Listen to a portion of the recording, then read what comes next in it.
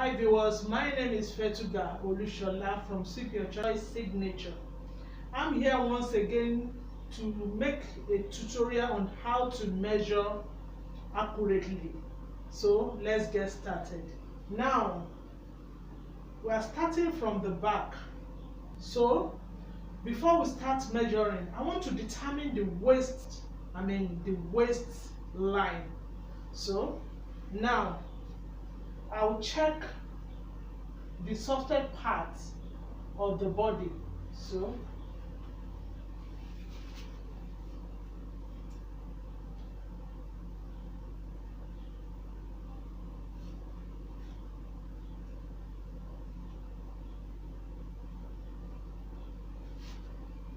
now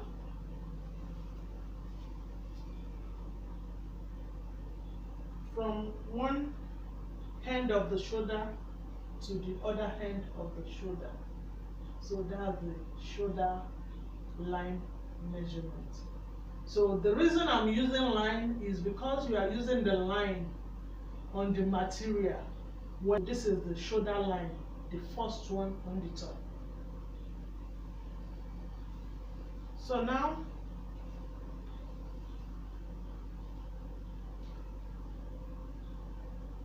this is the bust.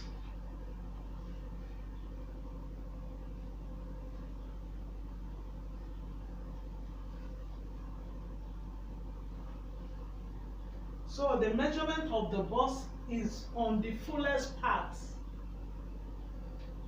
of the bust. So, and the tape rule must be on a straight line. Then we go to the under bust. So these are the under busts. So we all know that the measurement should be straight on a straight line. This is the under bust line on our measurement. This is under bust measurement. So we place it on the rubber to determine the waist. So you can see it's moving freely. It's not too tight, it's not too loose.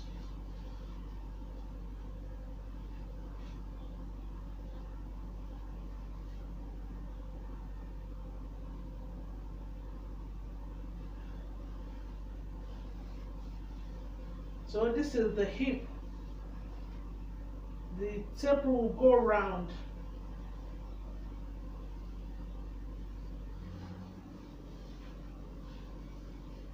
This is the hip.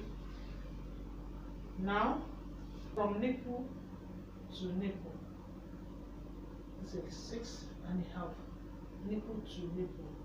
The purpose of this bust span is just to determine the depth while sewing. So we are done with the circumference of the body. So the circumference of the body is the bust, the waist, and the hip. So now we are going to the circumference of the arm. The circumference of the arm. Now this is the round sleeve. Some people call it round sleeve. So, and the circumference of the arm, they call it round sleeve. This is my bicep. You can call it the round sleeve of the arm, then you can call it bicep. So this is my bicep. Then I want to measure the round elbow. This is it. Then this is it. This is for when you're sewing 3/4. Then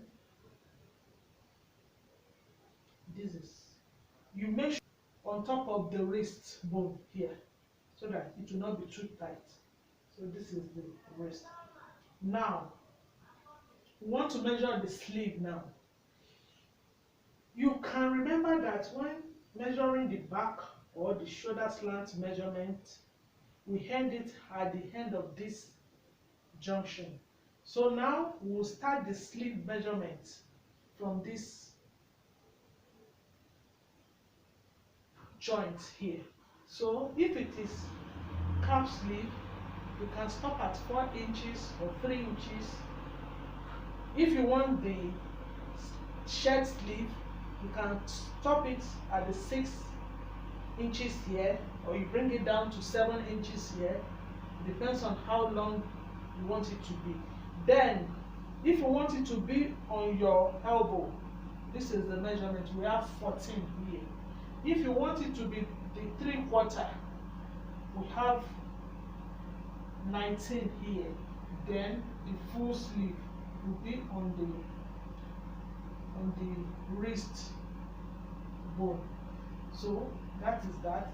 Now the other measurement that is involved is the vertical measurement, which is called the length of the human body.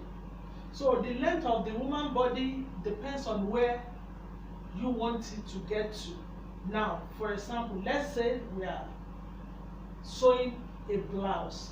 Now, the measurement to start from here, the apex of the neck here. So now,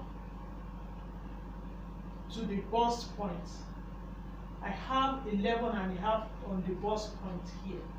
This is the bust point. This is our bust point. That's the bust point means where the nipple is. So this is our bust point. Then now, from here to the where the breast ended is called the bust radius. So of the bust radius here now is 13.5.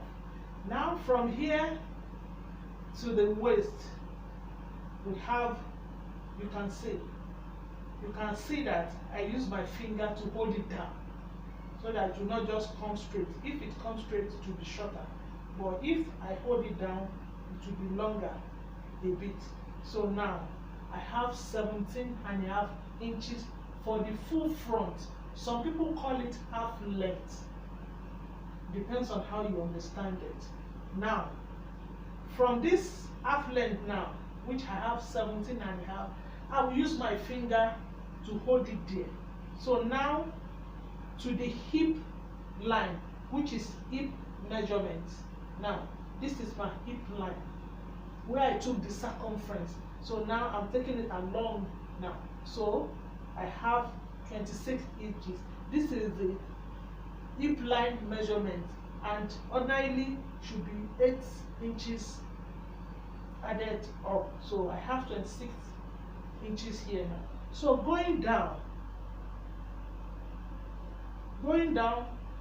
from here to the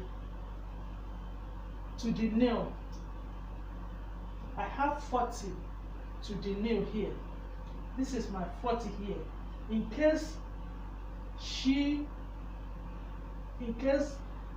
you want to sew a short gown, this is the nail length. Or if you want to come above the nail measurement, you can make it 37, 38, 38 or 37. Then going to 3/4, we have 47 here. Then going to the floor, we have 59 here. So I quickly want to explain something. In case your client or my client is taller than her, so let's assume that as we are measuring from the shoulder, the 60 inches of the table ended here. So, and we still want to measure, we have to start from here, put the edge of the table, start from the beginning again, take it to the, then we add it together. So that is that. Now, what I'm doing now, I want to measure from a back to the waist. Don't forget that there is a elastic rubber here that make me to determine the waistline without any mistake. So now I will check the last neck collar the last collarbone here. That is our neck bone, the last one here. That's where the measurement will be. Now, the reason for this measurement is for when you are drafting a pattern, you need nape to waist. This is called nape to waist. I'm coming back to the measurement of your skirts. Now, you can see this measurement is here. Some people put their skirt here. Some people put their skirt here. Some people put it here. It depends on individuals. Now, let me assume that she's putting her skirt here. This is where the measurement of the skirt will start. If she's putting her skirt here, this is where the measurement of the skirt will start from. If she's putting it on the lower abdomen, now you will need to measure the lower abdomen measurement, because for some people it's bigger than the waist, because we are Africans. So this is 36. Now let's assume that the skirt length will start from here, because if the skirt length starts from here and you start your measurement from here, the skirt is going to be longer than what you measured there. Now, and if she's putting the skirt here and you measure from here, the skirt will be shorter. So that's why it's good to put this elastic band or a rope on the waistline, so that you will determine the waist, the length of the waist measurement from the front, then from the back. So now I'm assuming that she's putting on her skirt here. So I'll start the measurement from here. Firstly, from here I will determine the hip line, which is 8 always now. So this is the height for the hip line when drawing the skirt. Now, for a micro mini skirt, you can put it here. That's 16. So for a mini skirt, you can make it to 20 inches or above the nail. It depends on what you want. Then for 3/4, so you can see that when I'm measuring the skirt, I start from the side because of this hip side, so that it will occupy more table than when you are doing it from the front. So now the nail measurement is 22. Here 30. It depends on how you see your 3/4. You could make it come upper, or you make it go lower a bit. Then you measure to the floor. So I have 41 here. But in case she's putting on a high heel, tell her to put on the high heel so that I can measure her with the high heel, so that there won't be any trouble in the sewing. And please, if you find it useful, please subscribe to my channel. Help me share it to your friends, so that they too, they can learn a lot from there. Till next week, bye.